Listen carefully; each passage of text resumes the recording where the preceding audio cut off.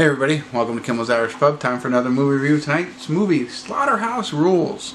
Kind of fell on my lap again. I didn't even know about it, but it came out on Amazon Prime. I'm like, what's this? Let's check it out. Simon Pegg, Nick Frost is in it, and Michael Sheen, and Margot Robbie is in it. So I liken it to Shaun of the Dead kind of movie. So I think it's like a horror kind of movie with their humor in it. So I'm kind of thinking it's going to be pretty good. It's only 5.3 on IMDb, but basically a British boarding school starts to become, things start to happen. A bloody battleground, as they say, after a sinkhole opens up near it. So, I don't know. They make some good comedies together, so I think it might be funny. A little disappointed at 5.3, and I didn't hear this until now. Or maybe I did, and I just let it go in one ear and out the other because I don't really watch previews or anything like that. So anyway, I'll get into it a little bit, see if it is funny, because that's what we're hoping for. See if there's any plot to share that you should be interested in, and then ultimately tell you what I think. So stick around. I'll be back.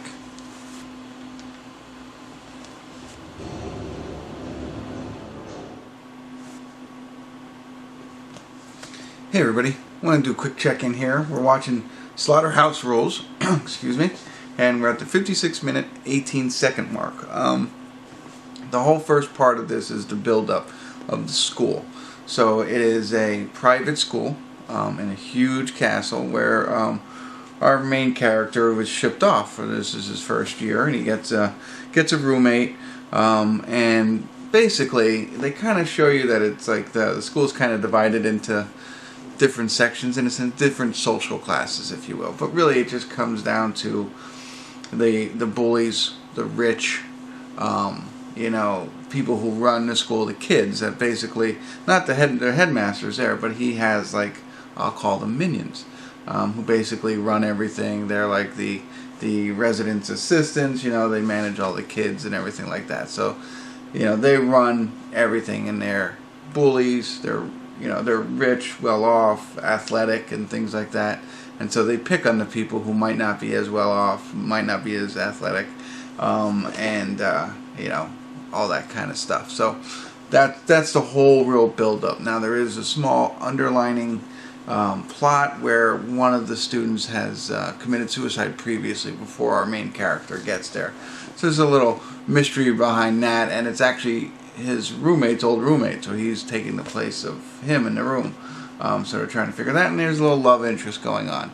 But ultimately, that's really it. That's the whole build-up. Oh, I'm sorry. Meanwhile, the school is built on a lot of unearthed gas. So they're fracking right out there, where they're trying to get the gas out, I believe. That's what it is, and the sinkhole has been created, and I think that's where we're going to see the horror side of things. It's going to start to create some sort of monster or something like that, and that's where we are. I think something bad happens here, and now it turns into more of the Shaun of the Dead kind of thing. To be honest, though, so far the first 56 minutes, I didn't laugh. I didn't find anything really amusing. I found it interesting on, the school aspect of it, but no laughs so far. So, we'll see what happens from here on out. My expectations have really been tempered, and I can understand why, all the other movies, World's End and Shaun of the Dead, they're over 7, the ratings in IMDb. Like I said, this is at 5.6, I think, so I get it now. But I'll get back into it. Maybe it'll pick up, and we'll see where it goes. So, stick around. I'll be back.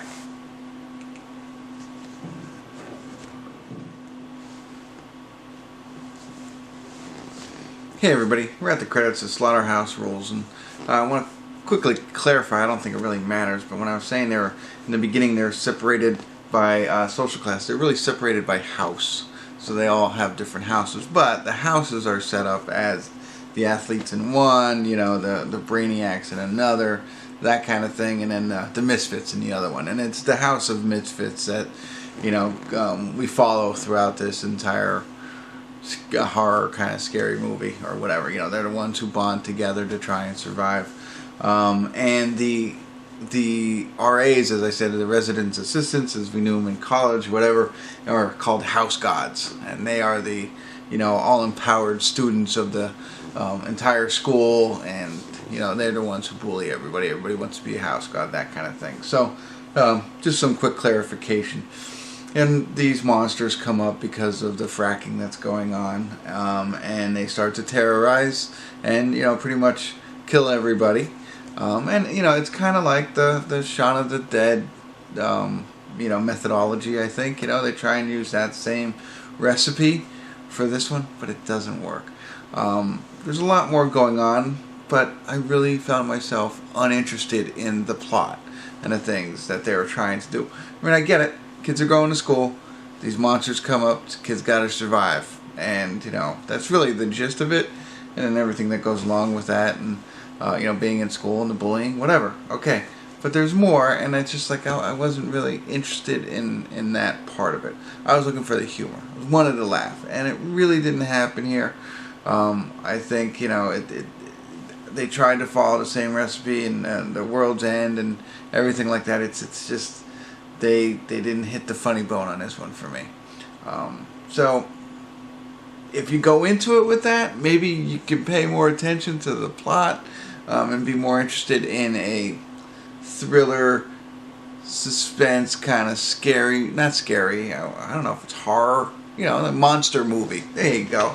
You know, thriller, suspense, monster movie with some attempts at humor. Lighthearted, make-believe kind of stuff.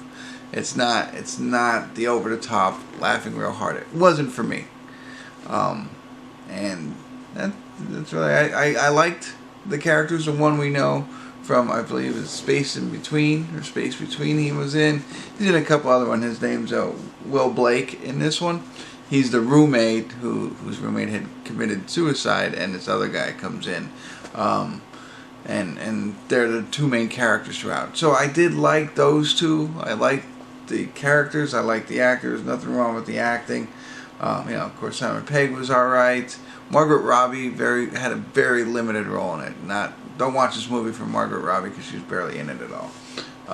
You know, so it wasn't about that. It's just, I don't know, didn't care. I didn't find myself caring at all. So, or laughing. So that's what I got for you. They didn't, you know, they struck gold a couple times. Nick Frost and Simon Pegg and what they have done, Hot Fuzz, all that stuff. You know, those things made me laugh. This one did not. So, can't win them all. At least, you know, again, for me, maybe you enjoyed it, and if you did, love to hear from you. What did you laugh at? What did I miss? Maybe I wasn't caring enough, and I missed some of the funny parts. So if I did, let me know. I mean, I'm sure there were some, but it's not as good as what we hoped. So, good representation from IMDb on the score, and I would rate it around that, and not even close to over the 7 as the other movies I mentioned. So, I'm done. I'm done rambling. Leave me comments, like my channel, subscribe to my channel, and tune in again for Kimmel's Irish Pub.